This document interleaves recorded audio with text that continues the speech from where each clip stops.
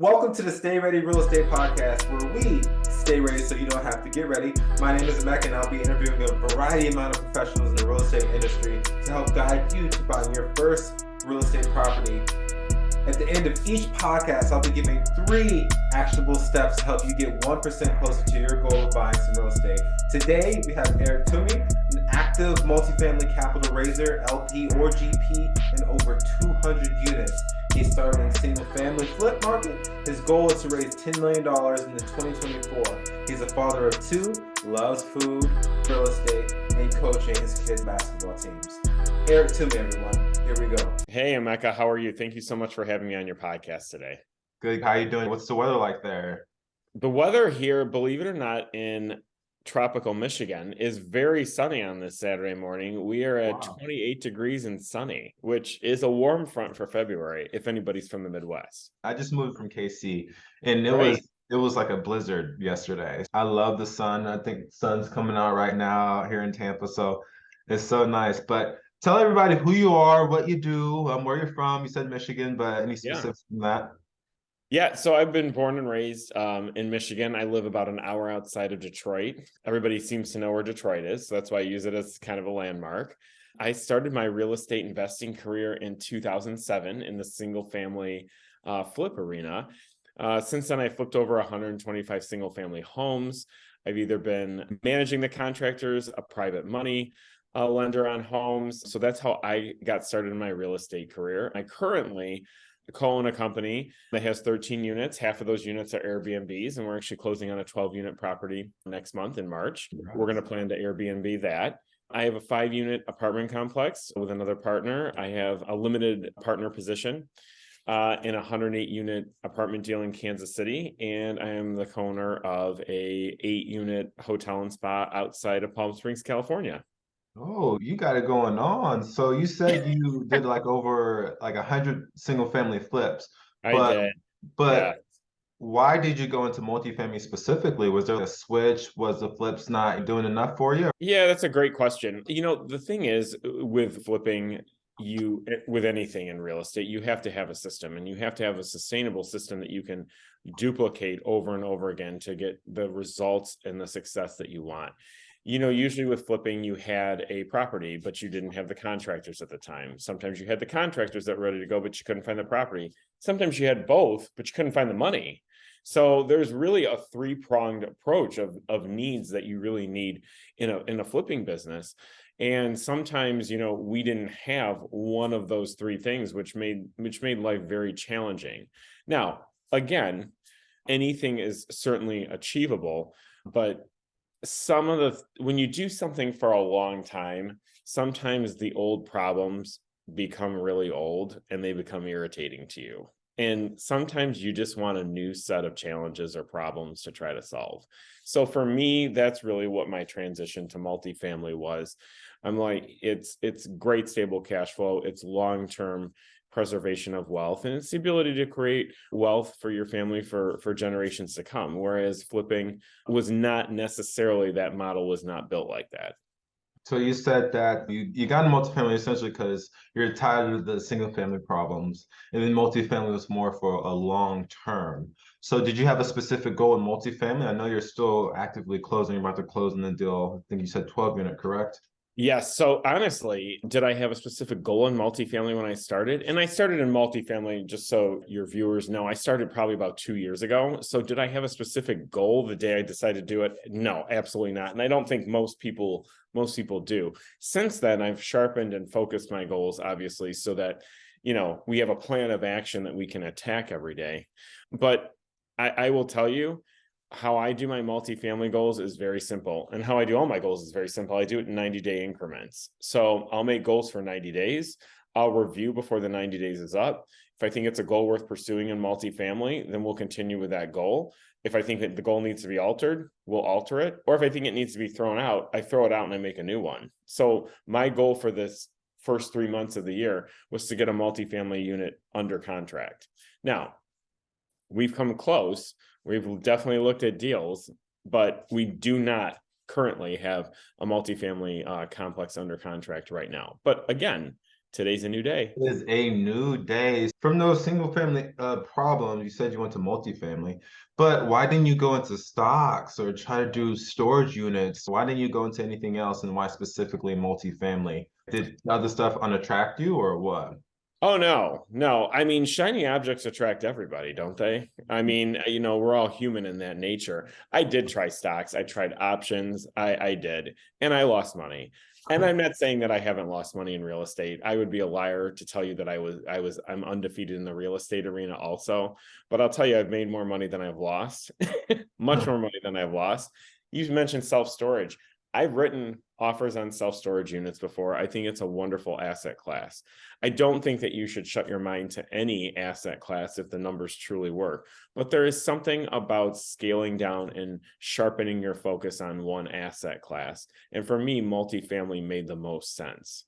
It sounds like throughout this whole thing, you had a plan, your 3 month plan, yeah, 90-day plan. You want single family that wasn't working, you want new problems, so you want to multifamily. So can you talk more about the mindset it takes to go into that? Because you have a family, correct? I do. So you have to have a really great reservoir of energy, and you have to have a tough skin and be really willing to battle daily and sometimes hourly challenges that get thrown your way. And just so all your viewers know, yes, I have children. Yes, I have a W-2. Yes, I've been a full-time real estate, or at least I consider myself a full-time real estate investor for probably the last 15 years. I've actually put in as much time in my real estate investing career as I have in my W-2. Yes, I do real estate in my W-2 job when I have a free minute or free second. So it is a balancing act. It truly is. Balancing personal and professional is very challenging on a daily basis. I think you have to be ruthlessly efficient with your time. And I think that people overuse the word balance. I don't necessarily think there is such a thing as true balance, to be perfectly honest with you. I think it is prioritizing what you want to do at a given hour on a given day and getting that done, then moving on to the next task to get that done. I gotcha. So I would say a lot of my viewers are probably new, probably 25 to 35 Yeah. range. And I would say that's a pretty young age, but they're all saying they don't have time. They have to go to work and then come home and watch Netflix and cook and do all that good stuff. So you gave a lot of great advice, but what would you say to those people who say they don't have time? I would say to those people who don't have time, you don't want it bad enough. You just simply do not want it bad enough, because you can achieve anything you want in life if you want it bad enough. There are 24 hours in a day. There's 168 hours in a week, if I'm doing my math correctly. Everybody is given that same amount of time. Sometimes you got to suck it up and work till 1 or 2 in the morning when you're tired. And then you have to get up at 5 or 6 the next day. That's life. I mean, so how you have to look at yourself in the mirror every day, and your want and your desire to achieve the goal has to overcome everything, or otherwise you will not get it done. I love it. I love it. It all comes down to the mindset and what you want, what you truly want. Some people Yep, want some things, but some people truly want a better future. And speaking absolutely. of future, you said you have 90-day goals, but you also said multifamily is a long-term gain or a long-term plan for the future. So can you talk more about how you expect multifamily to shape your world, a decade or 2 decades from now? Because you do have a W-2. And I expect you don't want to be working there, forever. So can you talk a little bit more about that? Yeah, you're absolutely right, Amaka. I have not, I've it's always been one of my goals, my longer term goals, to obviously transition out of my W-2. I'm a physical therapist. I've been one for almost 22 years. The only thing that I've done longer than being a physical therapist is live.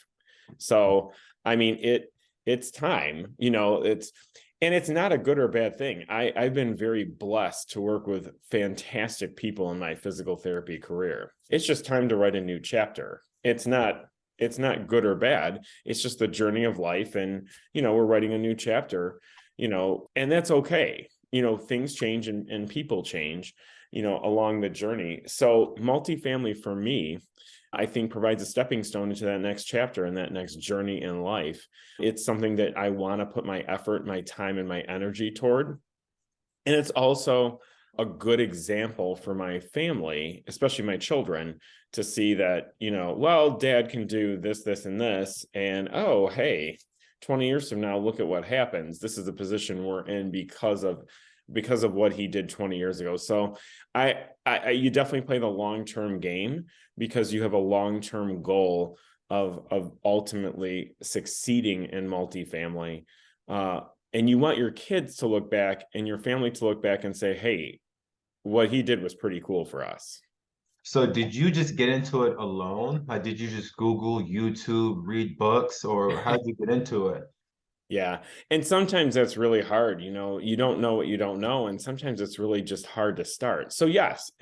So in answer to your question, YouTube videos are great. There's so many wonderful educational resources out there that, to start not only your real estate investing career, but your multifamily career. But really what I did was I knew what I didn't know, and I knew my weaknesses, and I knew I had to get around people who knew much more than me and who could potentially help me to get me to where I want to go quicker than I could get there myself. So I joined some mastermind groups with some wonderful people who are killing it in the multifamily space. And that's who I want to be around. I want to learn from them, and I have learned from them. I want to continue to connect with those people because the quickest way to get to where you want to go is to follow the path of others who have already done it. So you've dropped multiple gems throughout this entire video. What would be your top two advices for getting someone to get started and to continue to keep going? Because once you get started, I've started real estate investing. I've started the multifamily stuff. It's not easy. You have It's not, you're right. But what would be your best advice to someone new getting started and then continue to go?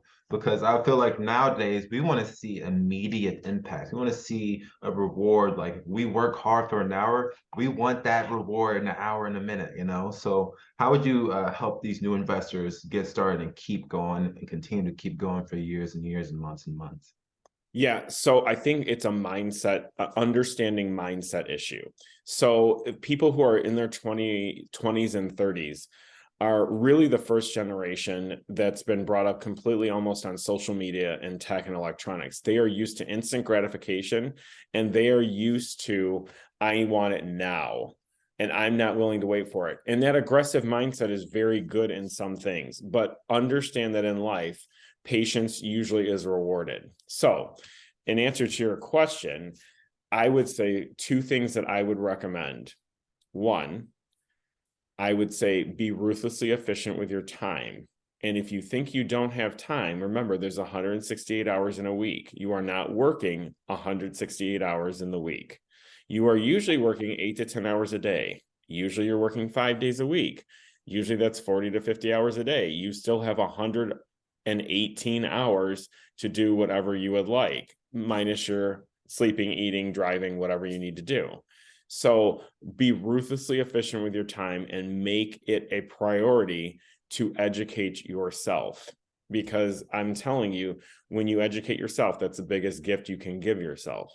Two, I hate to go down the coach mentor route, but that's what I think people who are just getting started really need to do. Surround yourself with people who know way more than you, and be willing to provide value to those people for no pay in return, just for the education and the experience to further your own self. I love it. I love it. And the no pay thing, I think, is overlooked sometimes because I know a lot of people my age, I'm gonna work for free, huh? Internship Right. with no pay. But Right. people, money is not the reason you're doing it. It's the experience. Correct. It is. It's the experience, and it's always provide value to people. If you don't know how to do something, there's something that you're good at. Find out what you're good at, and then provide that value or service to others. Find your superpower. Everyone has a superpower, no matter if they think so or not. They just gotta find it. And they have to want to find it. And they're gonna have to want to be better. And something that basically I feel like you've been saying is you have to always be willing to learn. No Yes. one is perfect. Mhm. Practice makes perfect, repetition makes perfect. Since no one is perfect, you need to always be practicing, you need to always be learning.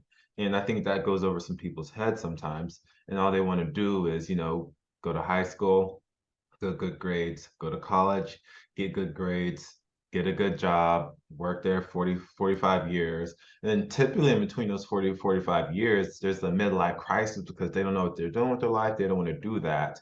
But I tell everyone, find what you're good at and figure out a way to make it, a benefit to you. And I think Yeah. real estate is a great thing because what people don't understand is, just because you're getting on real estate, that does not mean that needs to be your go-to. You said Mhm. you're an LP.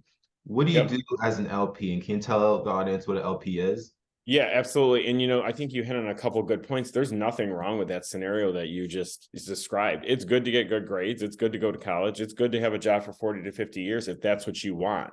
However, there's a certain number of people in the population that that's not okay with. And there's a path for them as well, right? Mhm. And you also hit on real quick the importance of a team. A multi-family investing is truly a team sport.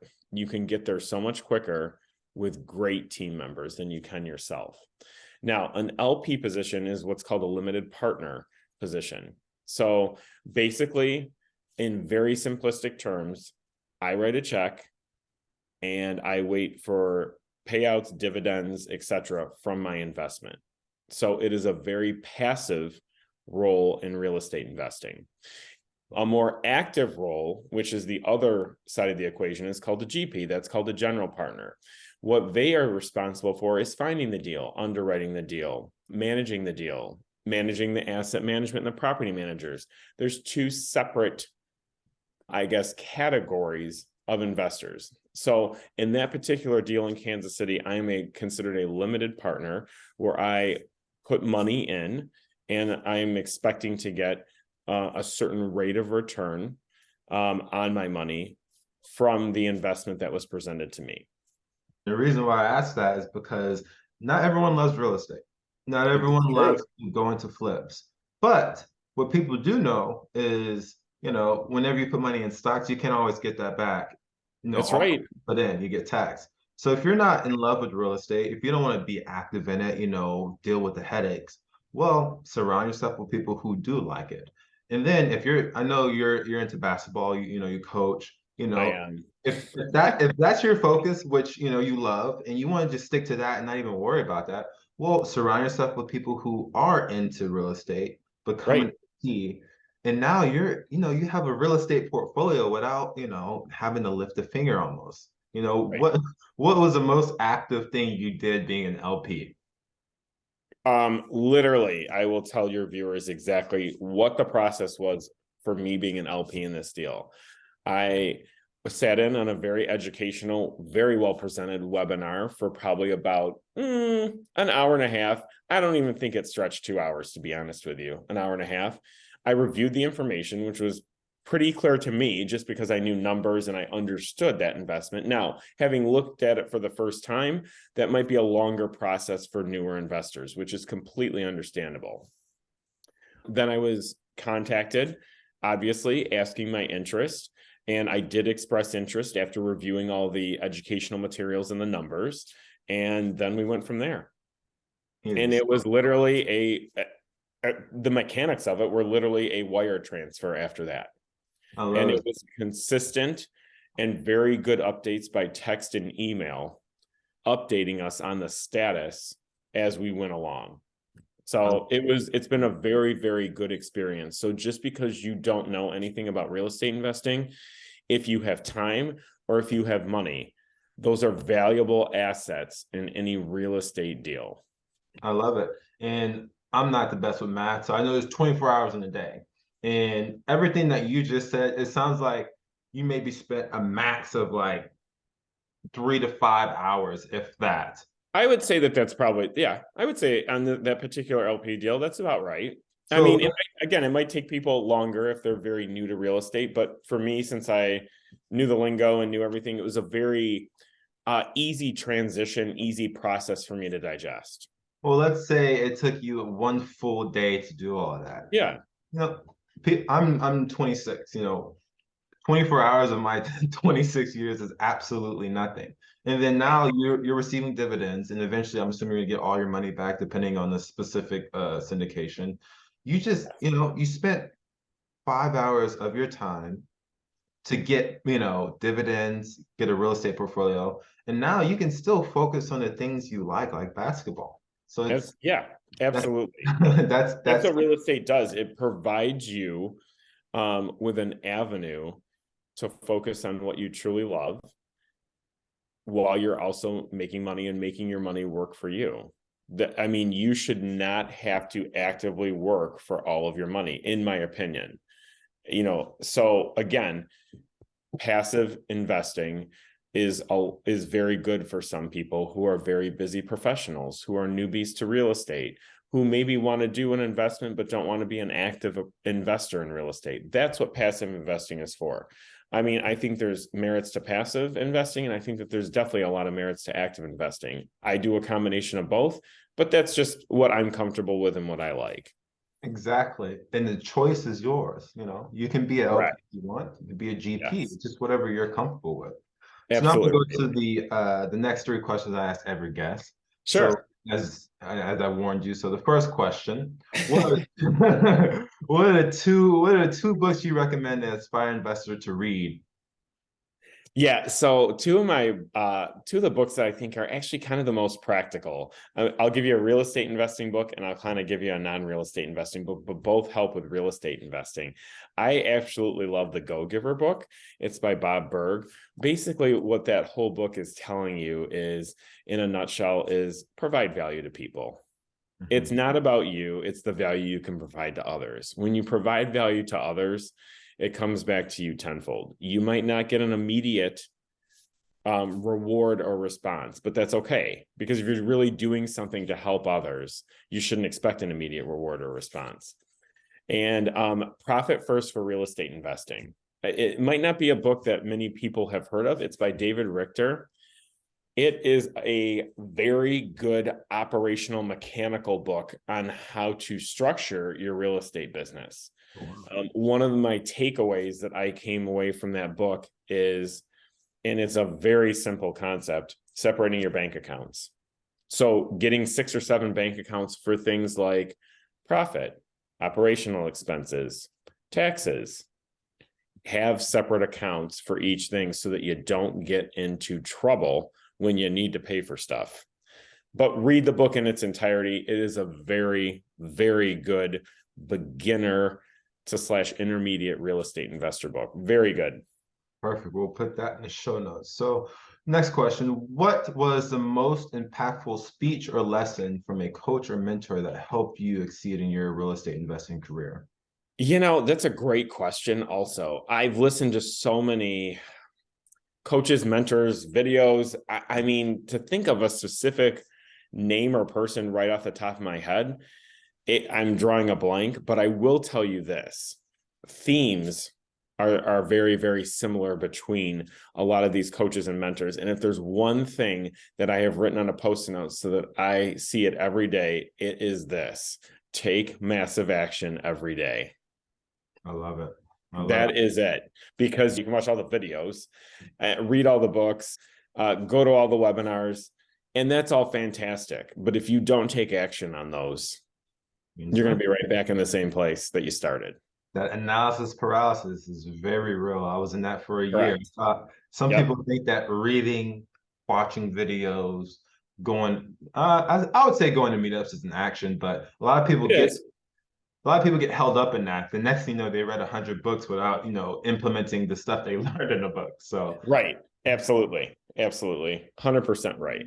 yep. So third and the final question is, if you could have dinner for 1 hour with anyone, dead or alive, who would it be and why? Oh, this is easy. Abraham Lincoln.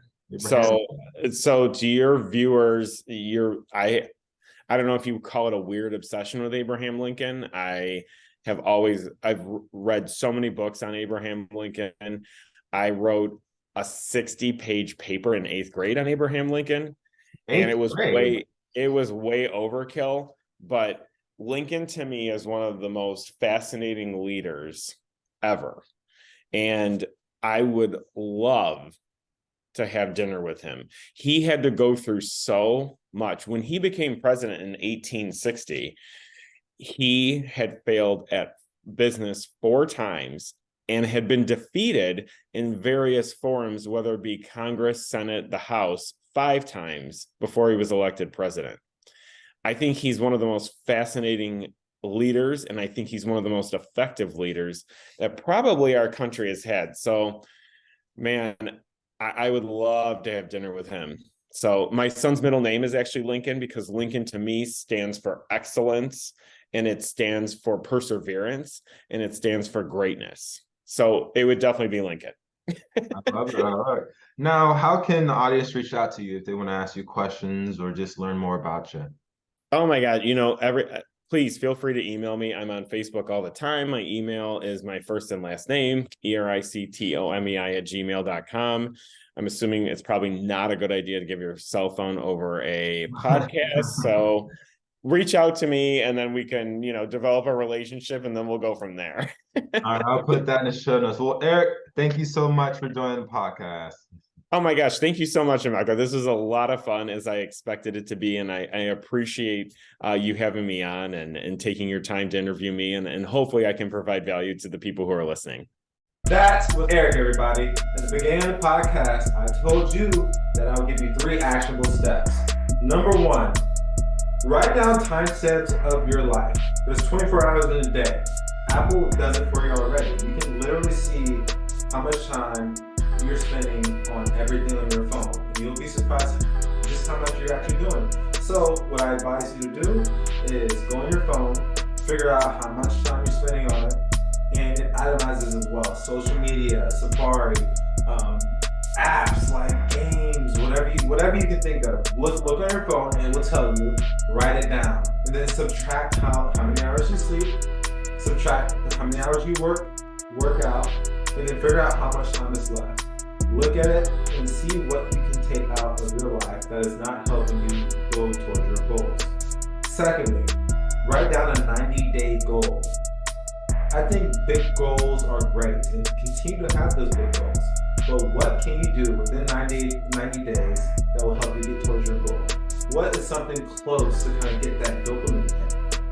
90 days, 3 months, what can you do in 3 months? Write it down, act up. Third action, find 10 minutes a day that you can spend to go towards your goal. Everyone can find 10 minutes a day. If you spend 10 minutes on Instagram, subtract that 10 minutes from that Instagram and replace it with something to work on your goal.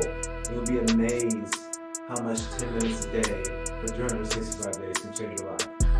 That's the podcast, everybody. Thank you so much for joining in. If you enjoyed it, please like, subscribe, and comment. Until next time.